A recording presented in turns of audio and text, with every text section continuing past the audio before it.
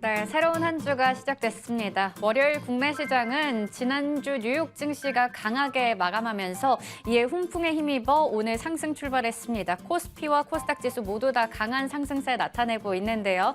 지금 코스피 지수가 2,300선 위로 또 훌쩍 올라섰고 코스닥 지수도 1.55% 올라가고 외국인과 기관 모두 양시장에서 강하게 매수하면서 분위기가 좋은 시장 형성되고 있습니다. 오늘 시장에 대한 이야기 자세하게 나눠볼게요. 오늘은 인포스닥 데일리 김종효 전문위원과 함께합니다. 위원님 안녕하세요. 안녕하십니까? 네, 역시 잠금 해제는 서서 하는 맛이죠. 네. 네, 저희가 또 이렇게 서서 진행하게 됐는데요. 먼저 시장에서 지금 어떤 분위기 나타내고 있는지 머니맵 통해서 확인해 보도록 하겠습니다.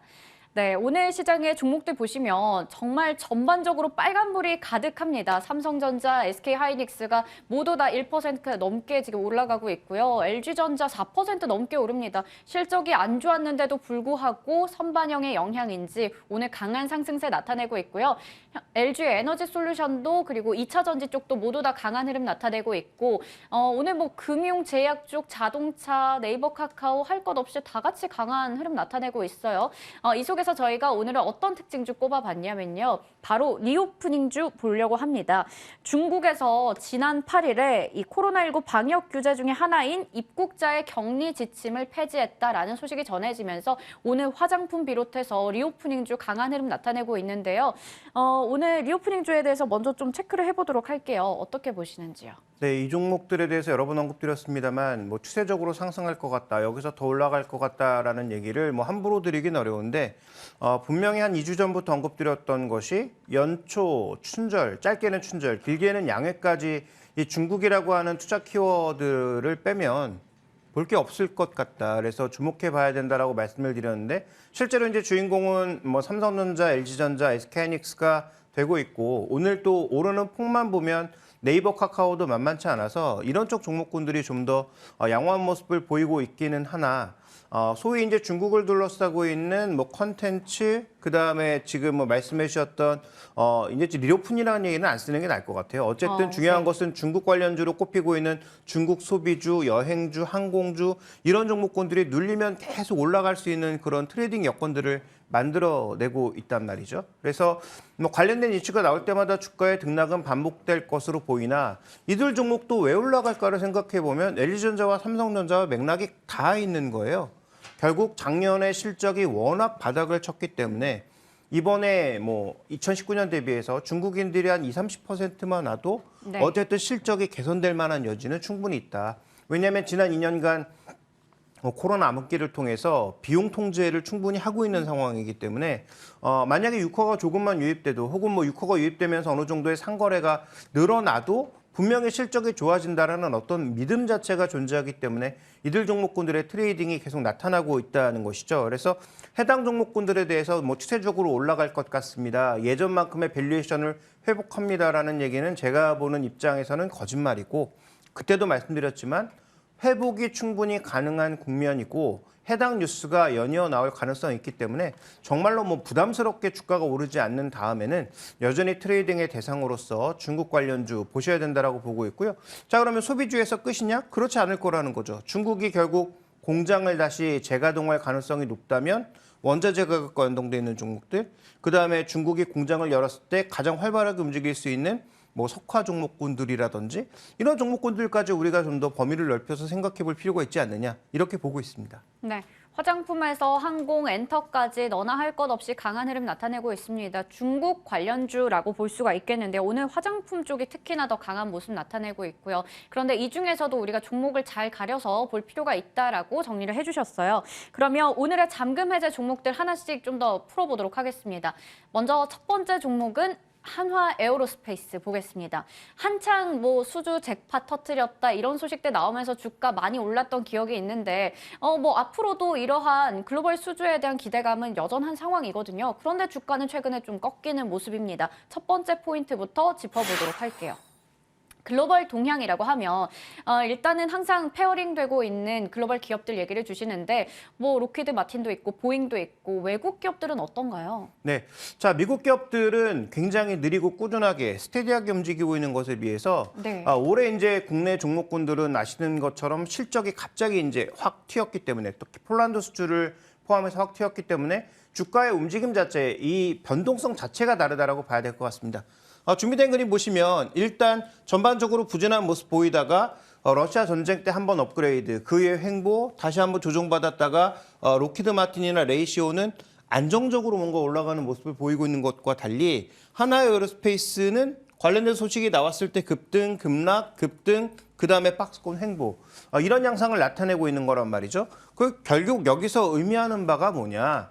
우리나라 방산이 그동안은 어떻게 보면 내수주에 가까운 흐름을 보였다가 작년을 기점으로 이제는 수출 기업들로 변모해가는 과정이기 때문에 전 세계 글로벌 방산주들의 흐름보다도 더 뭔가 유동성 있게 움직였다라는 거죠. 그러면 이러한 변동성이 올해도 증가할 것이냐 아니면 올해는 같이 스테디하게 이렇게 갈 것이냐는 결국은 수출을 얼마나 더 뽑아낼 수 있느냐에 달려 있는데 뭐 최근에 나오는 뉴스 증권사들의 보고서를 보면 하나같이 뭐 찬양 일색이죠. 네. 다만 그것은 좀 확인해 봐야 되는 상황임은 저는 여러분들에게 주지의 사실이라고 분명히 말씀드리고 싶고요. 어쨌든 중요한 것은 이런 변동성이 나타난 가장 근본적인 이유. 이제는 내수주에서 수출주로 바뀌고 있는 과정에서 나타난 변동성이었다. 그러면 향후 얼마나 더 수주할 것이냐, 적정한 밸류에서 거래되고 있느냐, 이런 것들이 제가 보기엔 이 종목을 투자하는 데 있어서는 가장 중요한 변수가 아닐까 이렇게 봐야 할 것 같습니다. 네, 그렇다면 이 내수주에서 수출주로의 변하는 과정에서 지금 또 조정이 나온 거고 워낙에 또 글로벌 기업 대비해서 많이 한 번에 올랐던 감이 있기 때문에 이제 좀 흐름을 맞춰가고 있는 것 같습니다. 그러면 가장 중요한 게 향후 수주일 텐데요. 지금 뭐 수주 어떻게 나오고 있나요? 네, 지금 이제 계속 얘기 나오고 있는 게 뭐 원전이나 그 해외 쪽 수주가 늘어갈 만한 것들 네. 얘기가 많이 되고 있는데 방산도 마찬가지죠. 뭐 중동 쪽, 뭐 이집트, 호주 여러 지역들을 계속 짚어가면서 뭐 레드백도 K9도 전체적으로 다 늘어날 거다. 뭐 그다음에 뭐 T50도 늘어날 거다 그런 얘기가 나오고 있는 양상인데요. 지금 이제 실적 전망을 보시면 올해와 내년 그러니까 작년부터 올해 내년이 굉장히 가파른 성장을 보인단 말이죠. 근데 전체적인 매출 비중을 보면 제일 높은 것이 누가 뭐래도 방산. 그다음에 올해 또 회복될 것으로 예상되고 있는 게 항공기 수주가 아마 정상으로 돌아갈 것이기 때문에 항공기 엔진과 관련된 부분들, 부품들도 어느 정도 회복을 보일 것으로 보여서 어쨌든 사업 분야 측면에서 방산 쪽에 약간의 변동성을 고려한다고 하더라도 지금 한 15% 정도를 차지하고 있는, 20% 정도를 차지하고 있는 항공 엔진 부분에서의 실적 개선은 거의 확실해 보이는 상황이기 때문에 일정 부분의 실적은 계속 늘어날 수 있다는 거죠. 그렇다면 여기서의 가장 핵심 변수는 과연 방산 쪽에서 시장이 지금 예상하고 있는 것만큼 빠르게 수주를 더 끌어올릴 수 있는가가 관건인데 뭐 이 부분은 다시 한번 말씀드리지만 우리가 너무 확신하고 가지는 말자. 다만 방향성은 뚜렷해졌다라는 거죠.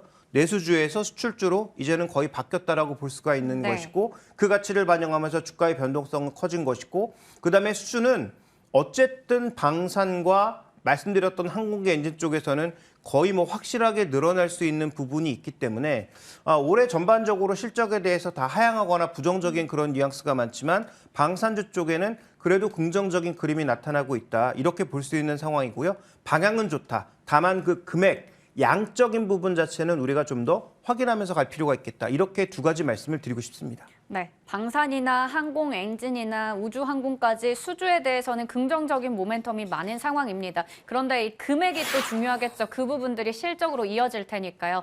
항상 이 방위산업주 얘기를 하면 위원님께서는 한화 에어로스페이스 긍정적으로 꼽고 계셨어요. 그러면 지금 자리에 밸류에이션 어떻게 보고 계신가요? 네, 이 종목은 이제 과거의 밴드로 우리가 예측이 어려운 그런 종목이라서 더더욱 주가를 예측하기가 어렵습니다. 왜냐하면 지금 뭐 PR 측면이나 PBR 측면이나 계속 이제 이 회사가 성장해온 그 그림이 아시는 것처럼 M&A를 통해서 성장해 왔잖아요. 그러니까 뭐 지금 PR 밴드도 의미 있는 어떤 저점과 고점을 찾아내기가 어렵고요. PB 밴드도 지금 이쪽 그림에서 보시는 것처럼 지금 기존의 밴드를 강력하게 돌파한 것이 결국은 폴란드 수주가 급증하면서 이렇게 나타나는 것이거든요. 그러면 새로운 밸류에이션을 만들어 가고 있는 그런 자리다라고 볼 수가 있는 거죠. 그러면 우리가 전략적으로 접근해 봤을 때는 과거의 하단이 뭐 0.4배에서 그다음에 그 한 배 수준에서 움직였던 것이 이 종목의 역사적 밸류 밴드였다면 이제는 한 배가 저점이 돼가는 그런 과정이 아닌가 이렇게 볼 수가 있는 것이죠. 그러면 두 가지를 생각해 볼 수 있습니다. 고점을 과연 우리가 어디까지 볼 것이냐를 한 가지 이제 포인트로 둬야 될 것 같고요. 두 번째로는 그럼 저점이 한 배로 올라왔다면 한 배로 왔을 때 사는 것이 이제 첫 번째 전략이 될 것 같고요. 그 다음에 지금 현재 구간에서 목표 밴드까지 가는 과정이라고 본다면 여전히 더 상승할 수 있는 여력이 남아있는 거죠. 저는 그렇다면 하나에어로스페이스가 수출주로 바뀌었고 우주항공과 관련된 밸류에이션을 받기 시작하면 적어도 PB 2배까지는 우리가 생각해 볼 수 있는 그런 자리가 아닌가라고 보고 있기 때문에 따라서 결론적으로 봤을 때 전략은 두 가지. 조정받아서 다시 PB 1배 정도까지 급격하게 내려오면 그때는 매력적일 수밖에 없다. 왜냐하면 과거 0.4에서 1배 사이에서 움직이던 밸류에이션이 이제는 1배, 2배 정도의 밸류에이션으로 바뀔 가능성이 높다라고 보고 있는 그런 변화의 과정이기 때문에 아마 그 정도 가격에서 사는 것이 첫 번째 전략의 핵심 포인트가 될 것 같고요. 이 종목의 타겟은 일단 뭐 PB 2배로 하면 제가 제시한 가격보다는 더 높아질 수 있지만 뭐 기술적인 한계라든지 올해 시장의 여러 가지 요인들을 고려해 봤을 때 7만 원 중후반대 정도를 일단 1차적인 목표가로 산정해 보는 것이 저는 좋지 않을까. 그다음에 궁극적인 목표가는 PB 2배까지 보는 것이 좀 더 적절하지 않을까 이렇게 판단하고 있습니다. 네, 좀 조정이 나왔을 때 접근을 하고 7만 원대 중후반 정도를 1차적으로 제시해 주셨습니다. 7만 5천 원으로 확인해 보도록 하겠고요. 그리고 두 번째 잠금 해제 종목 확인해 보겠습니다. 바로 LG화학 확인해 보겠습니다. 실적 악재를 뚫으려면 LG전자가 먼저 또 잠정 실적 발표가 나왔는데 영업 쇼크, 어닝 쇼크가 나오기도 했고 뭐 LG화학도 마찬가지로 전망도 좋지 않습니다. 일단 석유화학이나 첨단 소재 쪽에서의 감익이 예상된다라는 이야기 나오고 있는데요. 첫 번째 투자 포인트 먼저 짚어볼게요. 최근 12월부터 한 달 동안 주가 조정이 또 깊었습니다. 일단 주가 조정의 이유부터 볼까요? 네, 뭐 다 아시는 것처럼 방금 짚어주신 그런 부분들이죠. 일단 ABS라고 하는 이 회사의 주력 제품 중에 하나에서 올해와 내년에 지금 추가 증분을 보면 연평균 증분이 50만 톤 정도였는데 올해가 75만 톤, 내년에 195만 톤이라는 거죠. 그러면 ABS의 전반적인 수급이 지난 몇 년간, 거의 한 10년간의 평균이 50만 톤이었는데 이렇게 많은 물량들이, 신규 물량들이 쏟아져 나오면 물론 이것도 예정이니까 아마 시장 상황, 가격들을 보고 중간에 조절할 수 있겠습니다만 어쨌든 이런 물량들이 나온다라고 하는 것은 공급량이 여전히 많아진다라는 거죠. 그럼 공급이 많아지는 만큼 수요가 폭증해야 되는데 수요는 제한적인데 공급만 늘면 당연히 가격이 늘 수가 없죠. 네. 그래서 LG화학이 다른 그 소재 종목과 2차전지 소재 종목과 다른 결정적인 이유는 그래도 캐시카우가 있다. 나름의 어떤 캐시카우에서 돈을 만들어낸다는 것이 핵심 포인트인데 그러면 석유화학 부분에서 이번에 적자 예상하고 있고요. 만약에 이 증설 때문에 계속 가격 조정을 받는다면 ABS 부분에 있어서는 올해도 내년에도 큰 어떤 이익을 기대하기는 힘든 거잖아요. 그러면 LG화학은 어쨌든 돈을 벌면서 2차 전지 쪽에 계속적으로 투자하고 그와 관련된 기대감까지 받아서 높은 밸류로 가는 게 하나의 이제 스토리라고 봐야 될 텐데 만약에 캐시카우 쪽에서 돈이 안 되면 이건 이제 부정적인 부분이고요. 그다음에 준비된 다음 그림은 양극재 가격이 실제로 다음 그림 보여주시죠. 양극재 가격이 어쨌든 여름 이후부터는 작년 여름 이후부터는 정체되고 있다는 거죠. 그러면 양극재 파는 기업이니까 팔아야 될 양극재의 양은 많아질지 몰라도 피가 안 움직이고 있다라는 네. 거죠. 그럼 명목에서 일단 정체되고 있다는 거잖아요. 그러면 우리가 이제 성장을 봤던 첨단 소재 쪽에서는 명목 쪽에서 정체 양상. 그다음에 그동안 돈을 벌었던 캐시카우인 이쪽 부분에서는 석유화학 부분에서는 감익이 계속되고 있는 네. 양상이니까 이게 현재 이제 주가 조정을 이끌어낸 가장 결정적인 이유라고 봐야 될 것 같고요. 그렇다면 핵심 포인트는 충분히 조정을 받았느냐라는 것과 그다음에 올해 또 투자를 늘릴 수밖에 없기 때문에 추가 캐펙스를 어떻게 마련할 거냐의 문제를 우리가 좀 살펴보는 게 순서가 될 것 같습니다.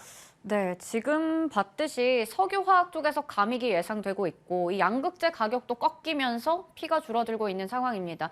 배터리 쪽도 부진할 것 같고요. 그러면 향후의 실적을 좀 개선시킬 수 있는 변수는 없을까요? 네, 먼저 준비된 그림으로 좀 확인을 해볼까요?